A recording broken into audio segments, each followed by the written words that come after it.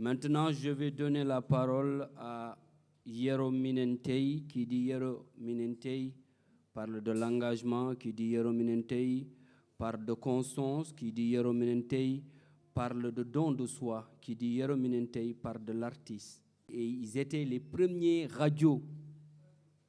Quand il n'y avait pas Facebook, il n'y avait pas TikTok, il n'y avait pas tous ces réseaux, il n'y avait pas de radio, mais c'est les artistes, les rappeurs qui étaient les premiers étendards à sensibiliser, étayer l'opinion par rapport à ce qui se passe en Mauritanie. C'est une tentative de dénégrification de la Mauritanie. Et cette tentative de dénégrification continue de faire son bonhomme de chemin. Nous, quand nous étions jeunes, on n'était pas conscients de la situation. Quand on était à l'école, le 28 novembre, on chantait et on dansait. Mais qu'est-ce qui a constitué un déclic pour nous?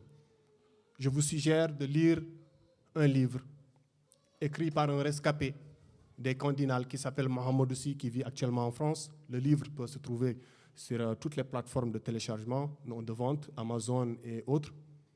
Quand je lis le livre, j'ai arrêté de célébrer directement le 28 novembre parce que ce n'était pas une fête pour moi.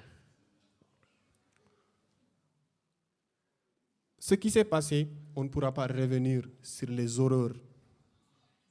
Mais le plus important est que nous, aujourd'hui, on a ce qu'on appelle les 3 devoirs qu'on doit respecter et exiger.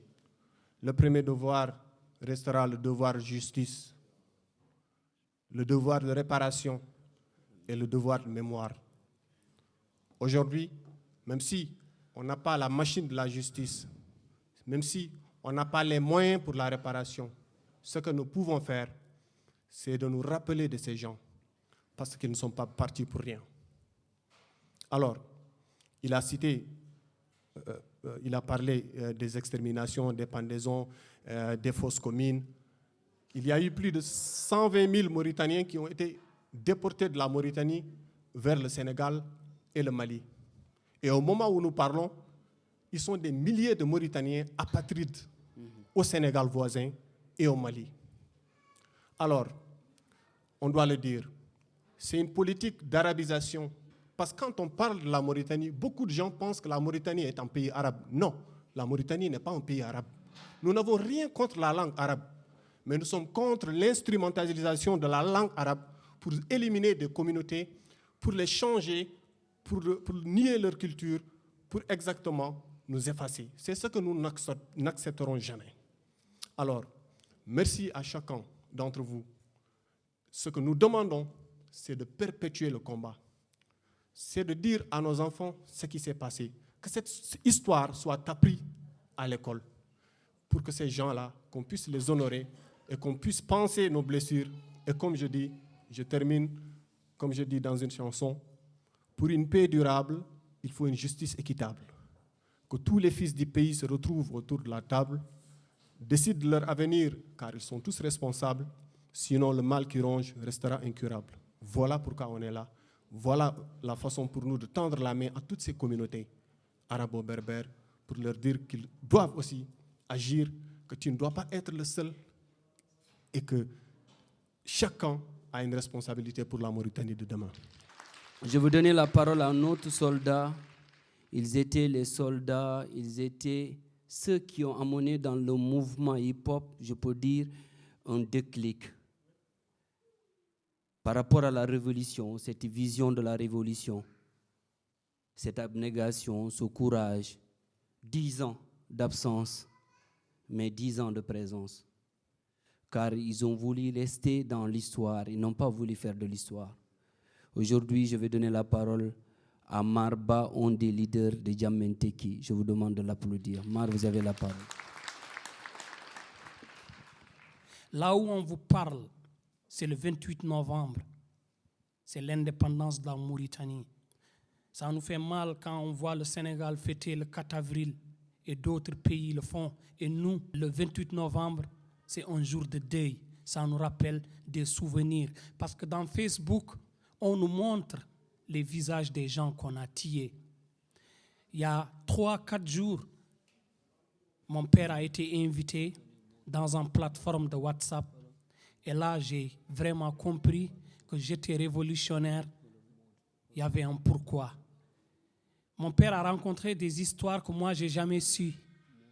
Mon père a été arrêté 3 mois et 15 jours par l'État mauritanien, torturé tous les mercredis. Tous les mercredis, torturé. Quand j'ai écouté les audios de mon père, je suis vraiment que j'ai un chemin à faire, mais j'ai un combat à relever. Parce que ce qui est arrivé à mon père, je ne veux pas que ça m'arrive et que ça arrive à mes frères. Ce n'est pas du tout digne de ce pays, juste vouloir se débarrasser des Noirs mauritaniens, de les exécuter tous. Il y a eu 28 militaires tués, pendus, pour fêter l'indépendance. Juste pour fêter l'indépendance. Et ce qui est horrible dans tout ça, il y a une personne qui buvait du thé. Chaque fois qu'on servait une théière, il pendait une personne. Et ces 3 personnes qui représentent les 3 verres de thé, on les appelle les 3 verres de thé. C'est horrible ce qui s'est passé. On va continuer à combattre parce qu'il nous faut la justice. On va continuer à combattre parce que je ne peux pas concevoir dans un pays comme la Mauritanie où les veuves, ils savent même les gens qui ont tué leur mari, ils le réclament. Tu vois une femme qui est là, il te dit, c'est Mohamed Ould Boylil qui a tué mon mari. Et Mohamed Boylil, il est vivant. La justice ne fait rien. J'ai écouté une personne qui a dit, ce qui m'a fait trop mal, c'est d'avoir torturé Ibrahim Sall. J'ai dit, ouais. Il a dit, ouais, ça m'a fait mal de torturer Ibrahim. Dans quel pays au monde où une personne reconnaît ses faits et il est libre? C'est triste. Nous tous, nous parlons avec le cœur. Parce que fêter l'indépendance de ton pays doit être une joie pour toi. Parce que c'est ce qui arrive dans tous les pays du monde. Mais chaque fois qu'il y a le 28 novembre, nous, on se rappelle de nos gens qu'on a tués. Des gens qui n'ont rien fait, à part parce qu'ils étaient là à vouloir changer ce pays, on les élimine parce que c'est des Noirs. On ne va jamais cesser de crier pour que la justice soit faite. Vous avez parlé, comme on le dit, comme un soldat dans la constance. J'aimerais juste dire par rapport aux apatrides qui sont au Sénégal et au Mali. Et aujourd'hui, vous avez en face de vous quelqu'un qui a été déporté en 1989 à ma personne. Pour vous dire, aujourd'hui, moi, je me dis que je n'ai plus d'identité. Je n'ai plus d'identité. Tout simplement, en 89, j'étais encore un enfant. Je ne sais pas qu'est-ce que j'ai fait pour être déporté. Mais je vis. Mais la question que je pose à Maman Diaria Toutoumbo, qui dit, qu'est-ce que mon mari a fait pour être tué? Mes seuls moments de plaisir, c'est de voir sa photo, revoir le boubou qu'il portait. Je me souvenir de ces moments qu'on a passés ensemble. Depuis 30 ans, je n'ai pas encore fait ce deuil. Oserez-vous regarder ces orphelins en leur disant, quand les orphelins vous posent les questions, mon père, qu'est-ce qu'il a fait? Il est où? Il est enterré où? C'est un droit, on ne sait pas. Car en Mauritanie, il y a beaucoup de fausses communes, de Wochi, de Walata, de Sorimale, et j'en passe. Donc c'est pour vous dire que chacun de nous, en ce qui le concerne, est concerné de ça, et nous vous demandons d'être les voix pour ces milliers de personnes aujourd'hui qui font le deuil et qui sont là en train de lutter pour avoir une justice. On est dirigé par des militaires, des voleurs qui sont là-bas en train de partager les biens du pays entre eux.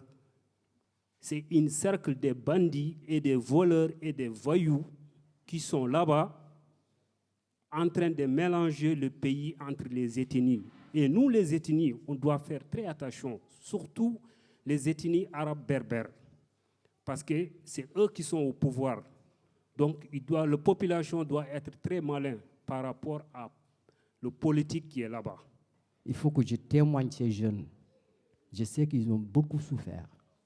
Moi, je ne dis pas mon problème, mais eux d'abord. Parce que nous, on prend de l'âge. Mais ce sont l'avenir de la Mauritanie. Ils représentent toute la Mauritanie, ces gens que vous voyez là.